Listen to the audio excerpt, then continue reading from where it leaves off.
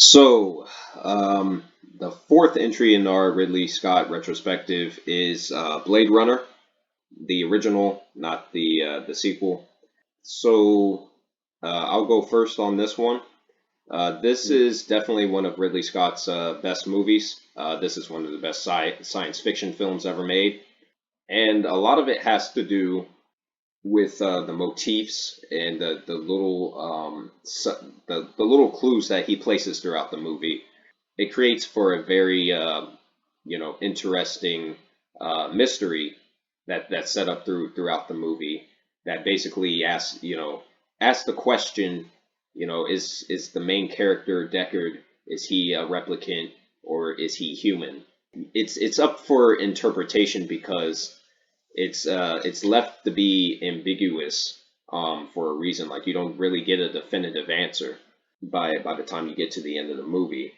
The major question is, can can clones, can they actually be empathetic? Can they feel? Can they experience emotions and see the world the same way as humans? And do they deserve the chance to live? Should they be considered as people or just objects? Yeah, that's really the major question that the movie asks, and it's an important question because it says a lot about how humans view other species, and this movie does explore that quite a bit. And as you know, from a a director perspective, this is there's a lot of great shots in this. Fantastic art direction, stellar performances from the main cast. I think the best character in this is let me find the name, Roy Batty, played by Rutger Hauer. That's really the best character in this, because he really, the character was really presented as what Deckard you know could possibly become, if he didn't have his job, keeping him in line. And yeah, there's a lot of great sequences in this movie. There's a fantastic chase sequence that takes place somewhere in the close to the midpoint of the runtime. That's what I really like about this in particular, as far as like the art direction and everything, is that we do get to see quite a bit of the world that Ridley Scott created, but there's enough of it that's there that we don't see that that you want to see, and I think that's ultimately that of what led to Blade Runner 2049. It's like I said, it's one of the best science fiction movies ever made. It asks important questions. It doesn't really answer those questions, but it actually, whereas it would, something like that would hurt other movies. It actually works in the favor of Blade Runner. All right, so what are your thoughts on Blade Runner? Oh man, this movie right here. Yeah, I never watched. This is my first time. That was my first time watching Blade Runner.